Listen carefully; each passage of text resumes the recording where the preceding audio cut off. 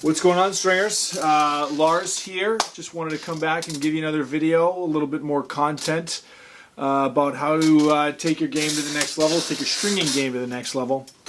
Today we're talking about pocket pounding.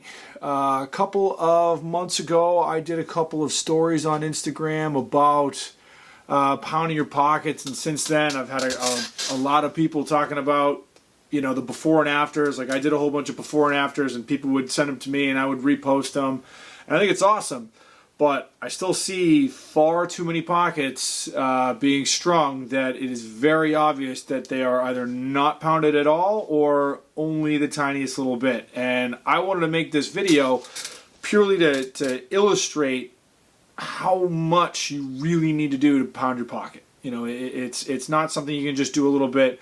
That pocket pounder that you used to be able to buy that was like this long and it had a ball in the end, it's not going to cut it. So that's why we're here. First thing, what do you need? Biggest thing that you need is some sort of long-handled implement. Something short's not okay. Butter knife is not okay. You know, kind of stretching out your leathers in a traditional pocket, that's one thing. I don't know how to do that. I don't do that very much. But as far as pounding your pocket is concerned, you need a long-handled implement. Preferably, my current gamer of choice is a Rawlings Big Stick. Louisville Slugger is just fine. I use a baseball bat. It is the single best use of a baseball bat that I've ever seen or heard of. And the reason why I do it is because I can put it into the ground and I can press down against it. Whereas if I'm just holding a stick and I'm just using my hand, or I'm using a ball or using a pocket pounder, it's just not going to put the right amount of stress on the mesh. And that's the biggest thing that we need to worry about right now, is really putting stress on the mesh and stretching it out as much as possible. A couple of other variations that you can use, if not a bat. I've seen people use the rounded wooden ball at the bottom of a staircase. My guy Tratty Tree, he'll sell you a hollowed out a billiard ball that you could go buy some steel pipe and put it on a pipe. That would be perfect. I have one. I just haven't put it together yet. I know my man Big Sam, he went and had a wooden ball and drilled a hole in it, and he had it put onto a piece of pipe that was had a whole stand, so it stood all by itself. It wasn't going to fall down. That works just fine. There's lots of different ways that you can make this work. You just got to make sure you've got something that will hold against the ground and will stay there as you're pounding the pocket. I've had people talk to me and ask me the question, what is the point? Why are we actually pounding the pocket? Like, it's going to get there at some point. Well, that's the whole point. We don't want to get there at some point. We want to get to the pocket being broken in as fast as possible. We want to avoid the lengthy break-in process that, you know, would typically take, you know, a week, you know, like a couple of days to a week, depending on how much you're playing. For college players or professional players that are putting in a lot of hours every week, a lot of hours practicing on the wall, might be a little bit less. But we want to get to that point. We've got that full, broken in, perfect pocket as fast as possible. The other huge point of why we are pounding your pockets is to avoid a pocket bagging out on us.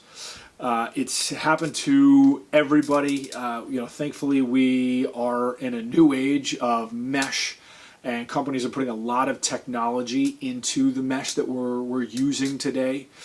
And so there's a lot of marketing and mumbo jumbo talking about like weatherproofing and waterproof and da-da-da-da.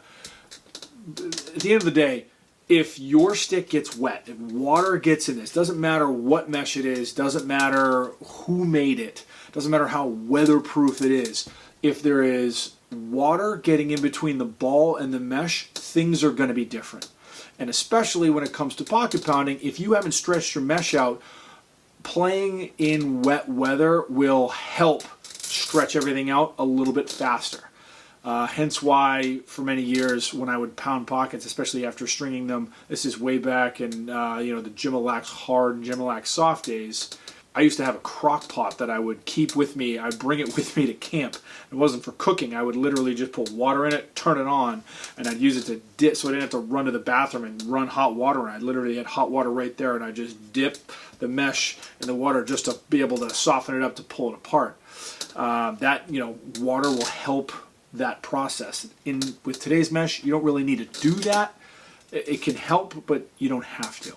As far as bagging out is concerned, if you're not pounding your pocket, your mesh is going to eventually get to where it wants to be, but it's going to be a long process and things are going to change. So for the first day or the third day or the first week or the second week or at the end of the first month, the pocket is going to be different each of those times because it's very slowly going to work its way out there. So we want to pound the pocket right away at the very beginning before we even give the stick to who it's going to, so that there's no change. They just pick up the pocket and then they go.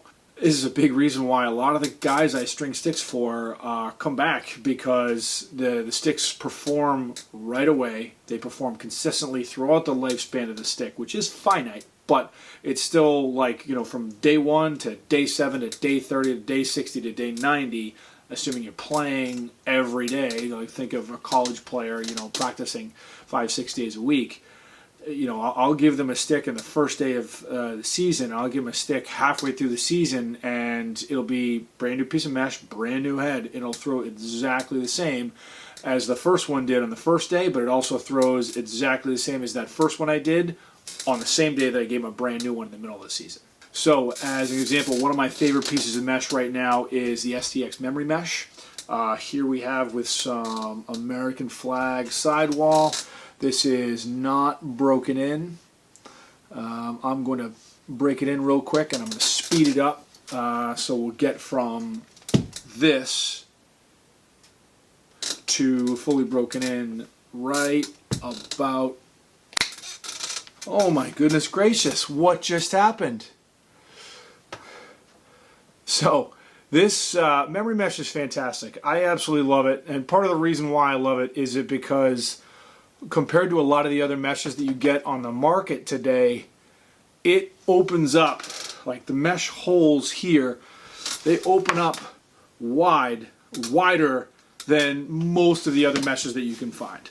And so, it took a little while to get used to. You can't do the same patterns with this stuff that you would do with a lot of other meshes, because it gets so much bigger. For anyone who's ever strung 20 millimeter mark mesh, you know what I'm talking about. You can't do the same patterns, or it's going to be, a ball and a half deep there. So the next thing that we're going to talk about is how to properly pound your pocket. Now, here I've got another Ultra Power, a black Ultra Power. I've got some green and white fade mesh Dynasty mesh. This is Force Rhombus.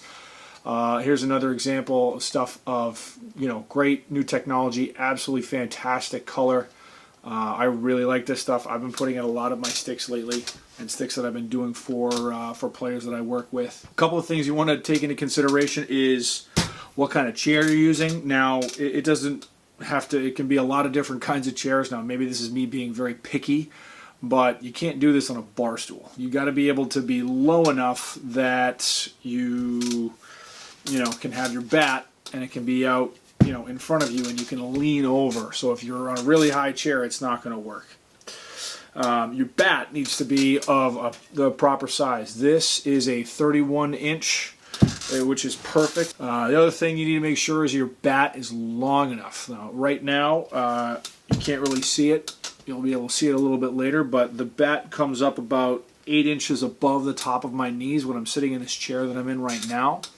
And that works because I want to be able to use my body weight leaning forward to press down and really stretch out the mesh. And I want to be able to, use the bat. I want to be able to stretch the mesh and hit the mesh on top of the bat really, really hard and not hit myself in the knees.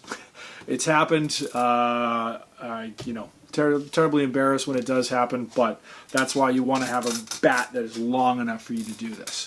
And so here is, you ready? Oh my goodness gracious, it happened again. Oh, what do we have here? Oh, it's amazing. Here's another another example of a mesh that looks a little tight and opens up a whole lot more than you would expect it to. You know, something that I hope that this video is the catalyst of getting a bunch of defensemen and long stick midfielders to get excited about the Ultra Power as a head for them to use, because it's incredibly stiff. It is really difficult to bend this thing, and it's just the way that the scoop comes back forward here. The way that the scoop comes back forward is absolutely fantastic for ground balls, and I know that STX came out and said that this is supposed to be like a mid-low pocket stick. Challenge accepted. And here we go. So it is not just for mid-low pockets.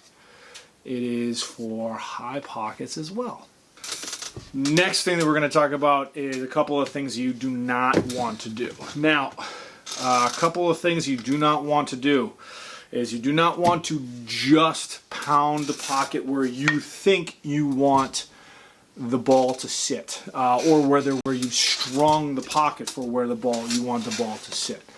And the reason for that is all of the mesh is going to get stretched out at some point or another, and you want to stretch it all out ahead of time. So you're, like I said earlier, you're getting all that break-in process out of the way. Another thing you don't want to do is start putting in shooters before you pound your pocket. Because if you're putting in shooters, like here's a great example. This is a dual one. This is for Joe Nardella. This thing is fully strung right now. There's no shooters in it. I'm going to send it to him with no shooters. I have gotten to work with him a lot in the last 6 months, and I've got him on the no shooters train. But if I put shooters in this stick right now, and you saw right here, you know, it would keep that flat, and I wouldn't be able to stretch that mesh. The mesh would want to stretch, but then again, the pocket would get all set up underneath that bottom shooter, and it wouldn't be the same. It wouldn't be right. Lastly, as far as like one of the three main things as far as what not to do in pounding your pockets, this is personal preference. I always completely finish stringing the stick before I start pounding the pocket, which means that I'm always putting in the top string, the sidewalls, and the bottom string. I've seen a lot of people who have sent me their before and after pictures, and they stretch the mesh out without a bottom string. Now that works, that's okay, but I'm a perfectionist when it comes to this, and so I'm going to look at it at the very bottom. I'm going to say, but all of these holes down here, they didn't get fully stretched out because they didn't have anything to stretch against. And that's important because that's what's going to happen when you play. You're going to be playing with a ball in the stick at some point, and if there's certain areas that aren't stretched out, it's going to have that somewhat break-in process. Even if it's a little bit down at the very bottom, I'm still picky about that. So here's our last super quick before and after. Oh, it happened again. What happened? Oh my goodness, look at that. It's absolutely fantastic. If you rewind back a couple of seconds, you'll see that beforehand it looked nothing like this. This is a much better, much easier to throw with. Now, like, this is where the mesh wants to go. Right now, this dual one, this has STX Dry Mesh Light. I love using this for face-off, guys. It's so thin and malleable. It doesn't really get caught. I love using this stuff for face-off, guys. Joe's, a big reason I've started using it because I had Joe try it and he really liked it. So I started using it more and more for the face-off guys at Harvard, and they really liked it. Joe really likes it. So, boom.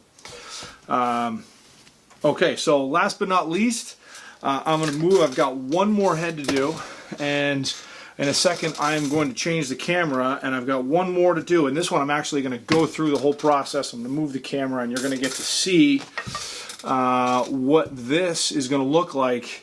But I'm going to go through all the steps. I'm going to actually talk through what I'm doing and do it a little bit slower.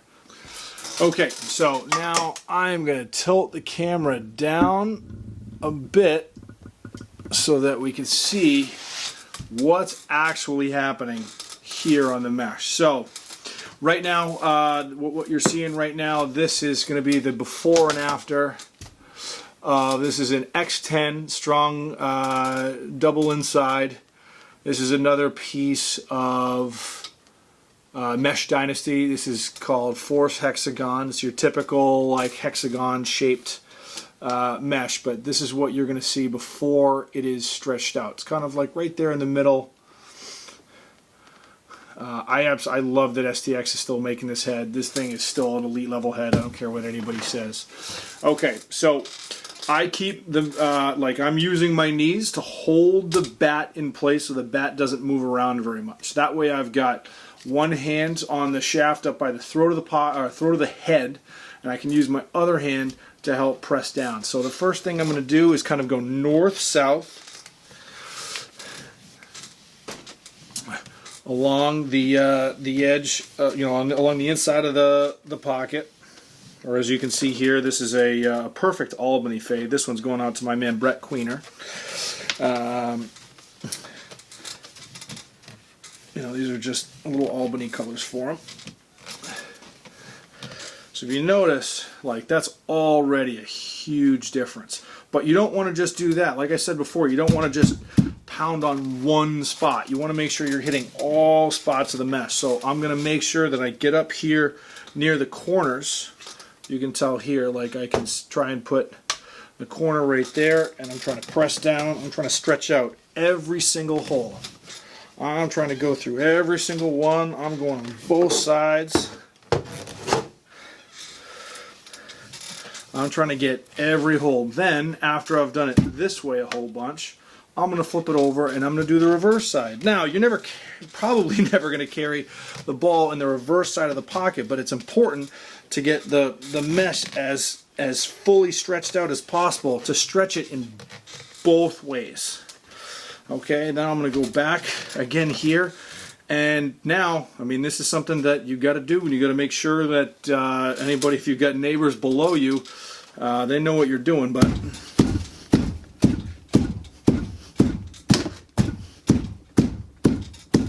I am genuinely trying to press down and hit the mesh as hard as possible. And I'm doing that because I want to stretch the mesh out as much as possible. And now we're going to bring it back up.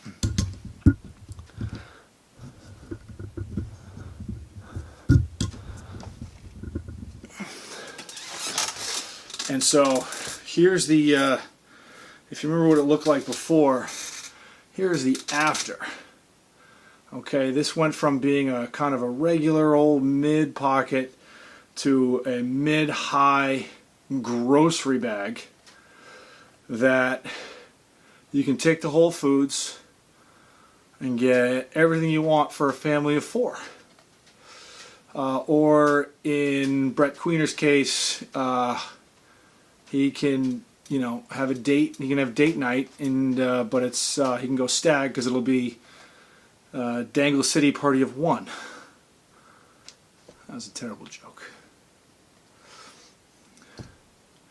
So as you can see, here's the after effects. What you saw before was a relatively mid pocket, and now it's like a mid-high with a tremendous amount of hold right there, just because of how much I pulled the mesh down on the sides to the inside and then used a whole bunch of mesh right in there. I doubled up a couple times right here and then finished with a couple of ones to even it out at the bottom. But, you know, this thing does not need any shooters. Hashtag no shooter gang. And, you know, this thing would be fantastic for an offensive player who wants to shoot. This would be great for a defenseman. This would be great for a long stick midfielder, anybody who likes ground balls, and anybody who likes to feed a family of 4 going to Whole Foods or Trader Joe's on the weekend. So I hope this was beneficial. I hope this was informative to some of you. I know that this is not my idea. This is not. I'm not the first person. I know that it's been said that, you know, all of a sudden, you know, people start talking about this, or I started talking about this. No, this has been around for a lot longer than I've been doing it, but I still see so many young stringers out there who are not doing this, and you know, the whole point of this is trying to help guys, help players of every level, youth, middle school, high school, college players, professional players. You'd be surprised at how many professional players don't know about stuff like this. I really just want to help stringers understand that, you know, with a little bit of elbow grease and a little bit of a help from a friend that a lot of us probably have in their garage or in their basement somewhere, that they can get the pocket of their dreams, just with a little bit of hard work. It literally takes, you know, a couple of minutes. You know, you don't need to do a whole lot more than that, you know, because you just don't. That's all. It's quick. Thank you so much for watching. I really appreciate it. If you have any questions at all, if I missed anything, if there's anything that I was unclear with, hit me up in the comments. Send me a direct message. I'm happy to help. I want to be a resource. I want to help out in any way I can for stringers, young and old, to try and, you know, take their game, take their string game to the next level, to help them, you know, find the next best pocket they've ever had. Thank you very much. I really appreciate your time, and I will see you in the next video. This, by the way, epic. You see this? Can you please, like, literally come out with like the X20, come out with like the X2000, and just don't change a thing. Just change X10 to X2000 and be like, oh my God, this is the next greatest. Like, this is what comes after. Okay, this is what comes after. Make the X10, same thing, same exact thing, plastic. Boom. I will take 1%.